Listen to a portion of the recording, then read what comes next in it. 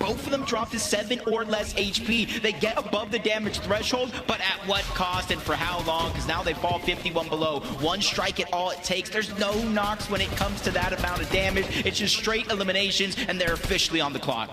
This is crazy. Now, Cole and Madden, you know, this is a duo that actually met at the last summit in person, and you know, they did well kind of in the practice room, but look at this, coming into heats, you see that the pressure's on right now. It could just be a tough game one, and we'll just have to see what they can do later as the Surge ends up sending them right back to the lobby.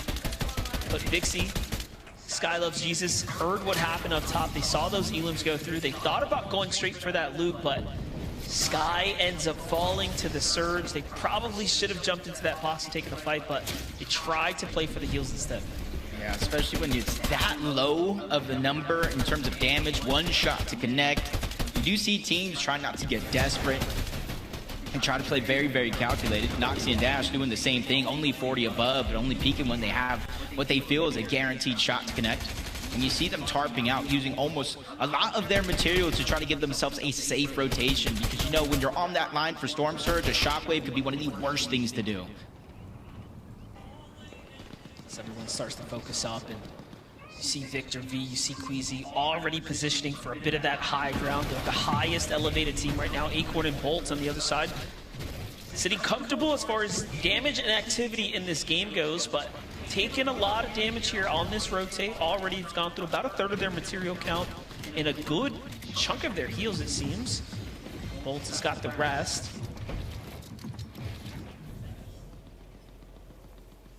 Shadow and Virgo's a little bit too close to comfort against Bolts. Acorn, anything could change, especially if the zone pulls further and further away.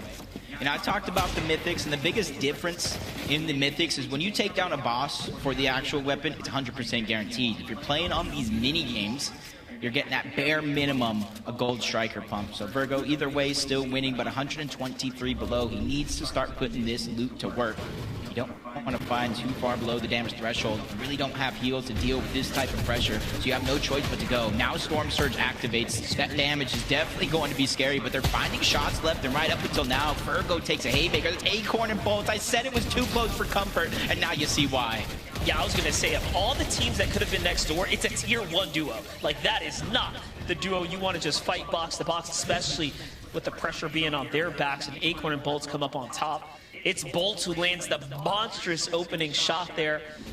Just like that, that entire fight turns around. As we jump in with Victor V with a quick knock here too, doing exactly what they promised us. That's making it to end games and positioning up on these high ground positions. They're really trying to define themselves as the high ground team here. Of the entire lobby, by the way, of the entire region. And that's what's really exciting about seeing Queasy pair up now with Victor V here. Yeah, we know no matter if they win game 1 or they end up in game 5, they're going to go for high ground game after game after game. It's what Queasy's known for, and it's what Victor V is ready to attempt. You see him trying to guarding the backside of the zone, making sure nobody can lurk around and trying to make any sneaky shockwave plays on towards height. And you see Queasy on the other side, making sure to reinforce their position in the clouds. That way it's not an easy chop if anybody looks up. You're in a Eve thinking about it too. They can see that monstrosity of a base in the distance there. As the zone's about to load, it'll start sending us in a direction or the other. We'll see where this is going to end up cutting. It's going straight towards Victor V and Queasy there. Very favorable. Aviv and Virgo with the early rotate here.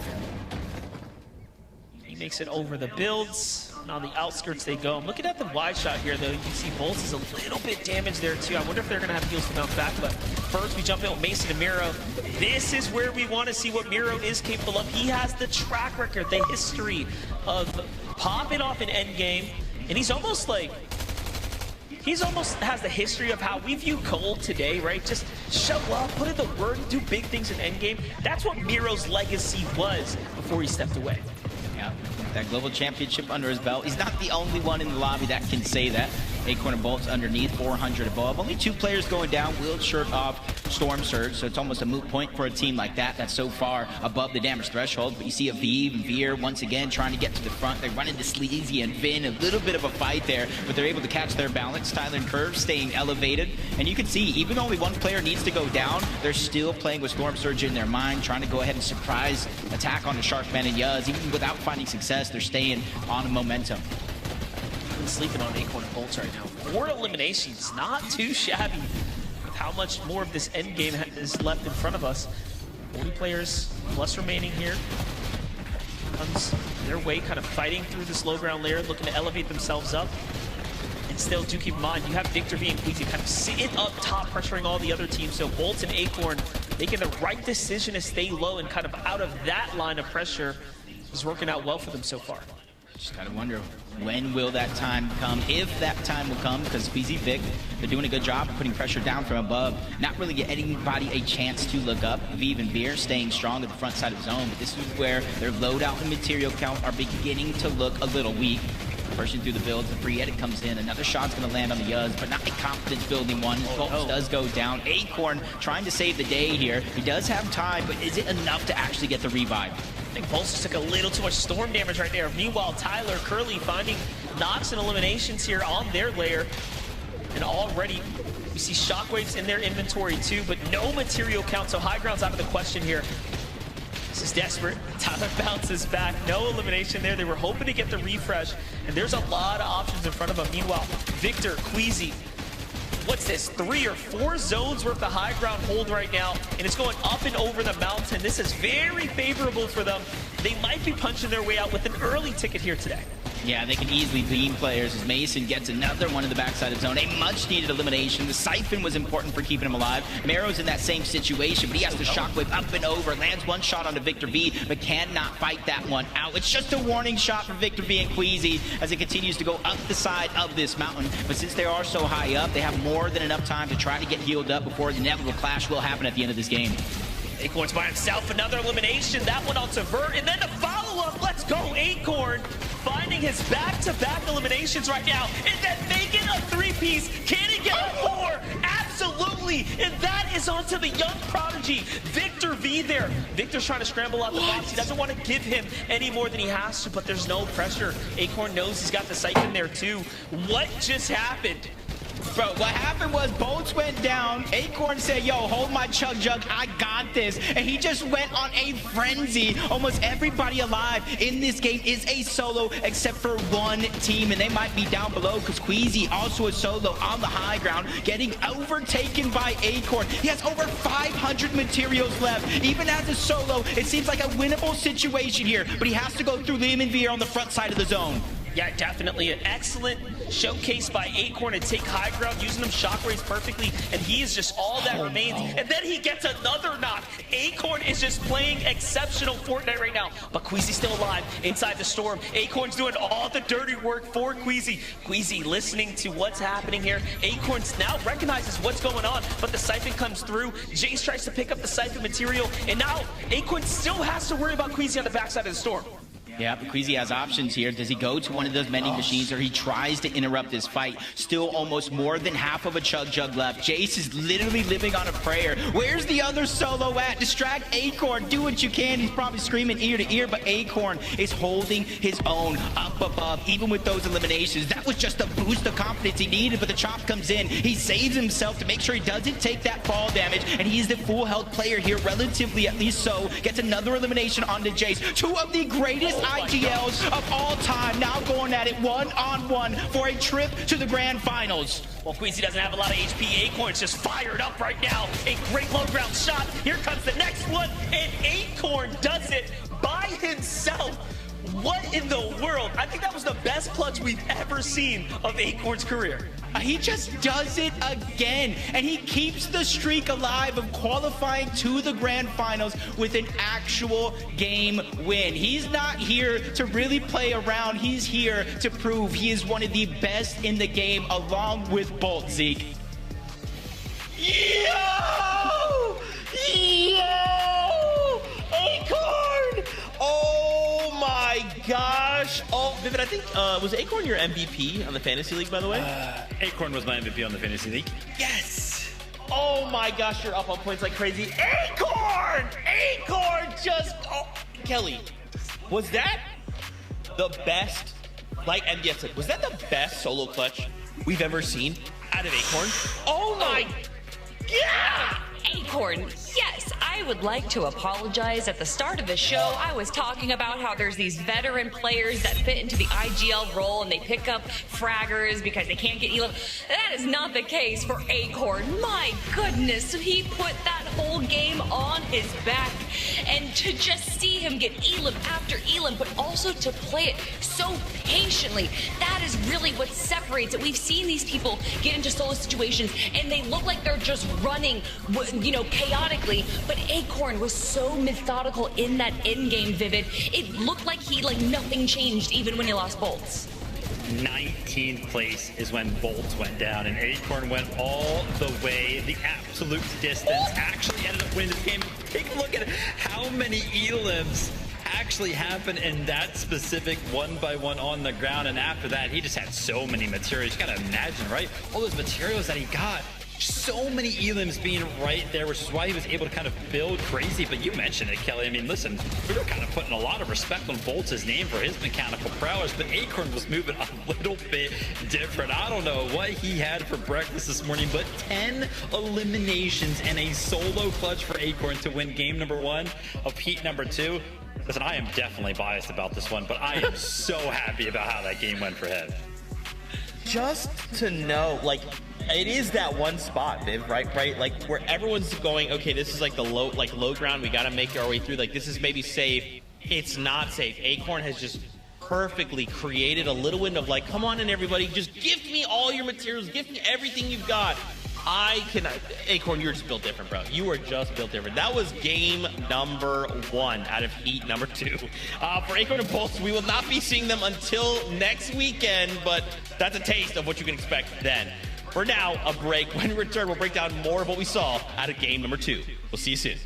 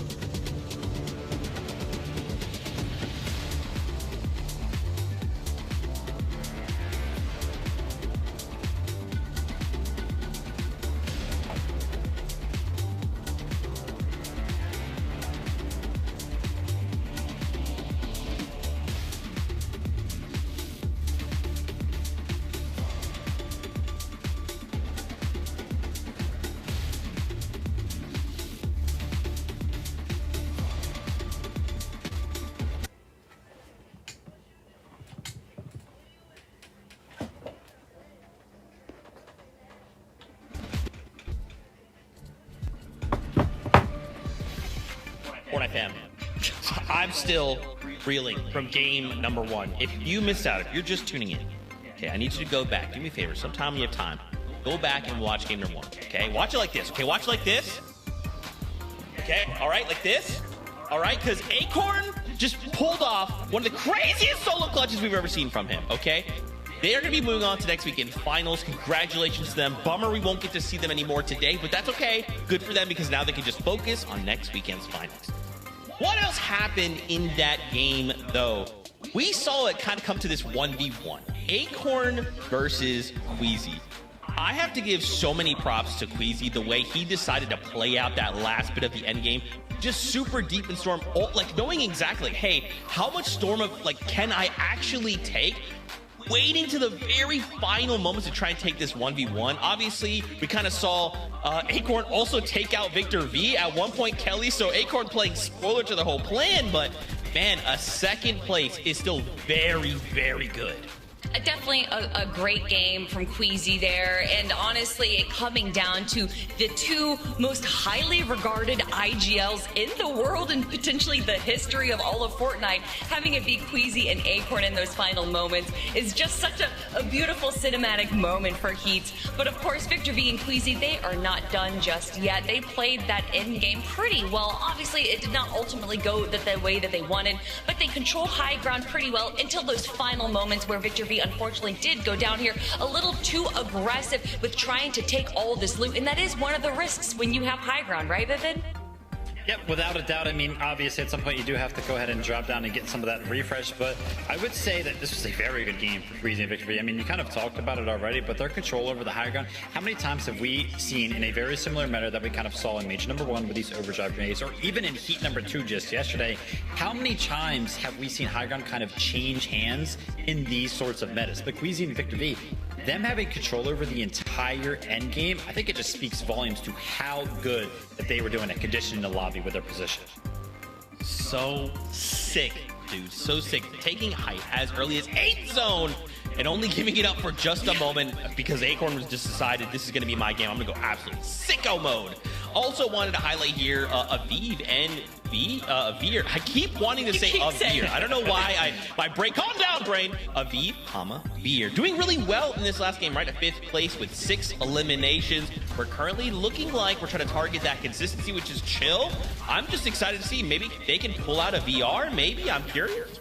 Yeah, as far as just one game out of 5 goes, getting this many points is definitely setting yourself up for success. It definitely seemed like they were kind of sticking to the mid ground, which makes me wonder if they were just a little nervous about all the action that was going on in the low ground. As we can see here, Aviv was picking up a few eliminations. Unfortunately for Veer, going down without being able to bring too much, but Aviv with this solo clutch, able to bring in a few more points, a few more eliminations, and honestly, when the end game doesn't go your way, that's all you can really ask for.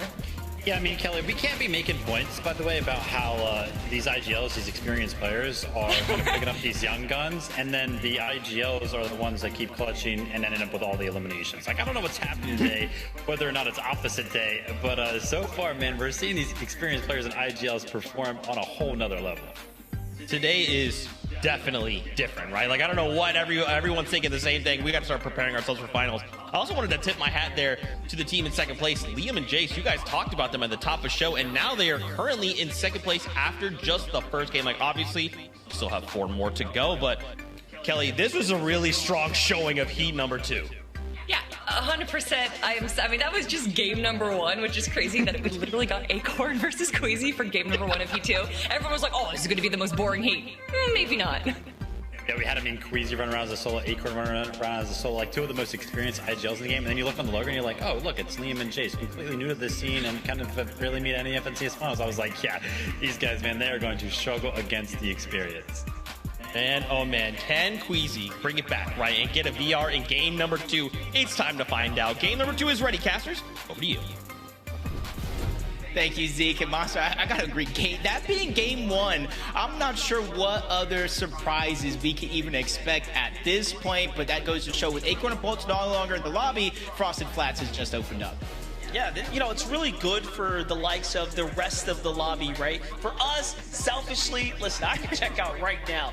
That was a great clutch. We love to watch exciting Fortnite, and that's what makes these weekends so special. This is what we look forward to on the FNCS stage. So, you know, for me, I feel really good. I'm ready for game number 2 at this point. No, I definitely am. You know, seeing Acorn go against Queasy. We have Miro in the lobby as well. I'm getting a little nostalgia, flashbacks, but you can't get stuck on those moments because you still have even Victor V playing with Queasy. You have Liam and Jace. You have Aviva. You have players that are still swinging for the fences to try to get that spot, whether it's through a win or through consistency. And Acorn and Bolts is one of those teams where you know they would get in, win, or consistency, so they just alleviated some of the pressure from the lobby. But let's get ready because game 2 is here.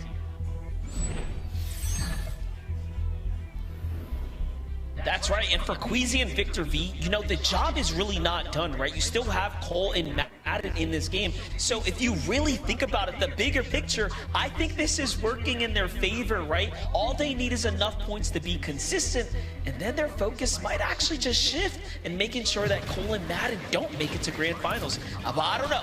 That could be me just thinking that the bigger play here is that Queasy maybe didn't want game 1 to be overdone that quick. I mean, practice definitely does make perfect, especially when you're playing in a set lobby against some of the best players in all of the land. But this contested fight ended a little bit quicker in that last game. You know, one team taking the low side, one team taking the high side. It looks like Krampus and Louis are just kind of working their way on up. I'm not sure where the confidence is coming from, but they definitely at least have a loadout that they think they can fight with. Yeah, definitely have a bit to work with here. Not too many materials, though. Shockwave's going to come out. Who's going to be getting the better of the tag? Silo finds a huge shot there on the side, and he loses his teammate in the process, though, so the exchange is not exactly worth it. But all sides are desperate here, as everyone's starting to run out of material either way. Louis, Cramp do just enough to push in the walls there and get the elimination. So the hotel is theirs once again. Jumping on over to Day and Passion, has success here early on with their drop.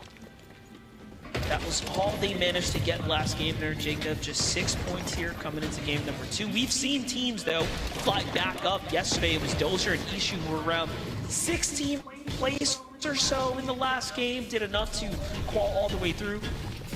I even saw Ishu tweet there, Jacob, that I think he disconnected. His internet went out, and it was Dozier who clutched up. Yeah, and just kind of in these games, depending on where the zone pulls, kind of dictates how you have to play certain situations. Right now, the zone's not too far away, so for both Blue, Maj, they can go ahead and continue to fight this out. They know Passion maybe separated himself a little bit too far from Day, and that's going to use that moment to try to push. Good damage onto Passion. Day has no shields. There's a huge advantage on the other side. Shockwave's coming off to try to cause a little bit of confusion. Passion over peaking, but he still somehow stays alive. Meanwhile, dealing so much damage to Maj and Blue. They're both one shot away potentially from going down with the right loadout. That's crazy. They gave Passion enough time to actually heal back a bit there. But no, he gets tagged first. He falls right afterwards. No one's got heals, but Majin and Blue have the shots that matter. Just like that, Maji, Blue end up getting the first set of eliminations. A little bit of payback here onto Day and Passion. They've already marked out their opponents nearby. So they're heads up on the situation. Virgo, Shadow on the other side. Here at the harbor, nothing to worry about for them. Fully upgraded loadout. You talk about the minigame rewarding them. This time it is the mythic striker shotgun in the inventory, so they will be able to pack a punch. Yeah, just got to be able to kind of position accordingly. Last game, you know, I kind of had that feeling, you know, being a little bit too close to Acorn and Bolts, depending on what the Storm Surge is like for players in certain instances, you kind of really don't have too much control if you're below that threshold, especially when it is active. As you jump on board, Victor V. Queasy, second place in that last game. And right now, you see, just continue to be uncontested. And that's something that I want to continue to watch. I know we talked about it, Cole and Madden. If they don't necessarily have the most fun time and maybe need a victory royale, they go back to what they think is familiar. Or maybe Queasy and Victor V win this next game and open up the drop spot. Either way, I think there's endless possibilities. Yeah, I'm thinking Victor V, Queasy want to have another huge, massive endgame, and they're probably going to switch their strategy up and look for these other teams. But hold up, take a look at Miro and Mason. A game 1 showing pretty strong, if we say so ourselves. Miro was in that end game fragging out, getting a couple elims there. They pick up 50 points coming out of game 1. Not bad for the return of Miro. There always finds a way, just going from relaxing, doing his own thing. There was a moment where he was trying to qualify through NA West last year, didn't necessarily work out, took a little bit of break, comes back, and now he's kind of swinging for the fences. And it's actually looking pretty good. I think Mason is a perfect duo for him, somebody who's young, eager to learn, and playing with one of the best players. But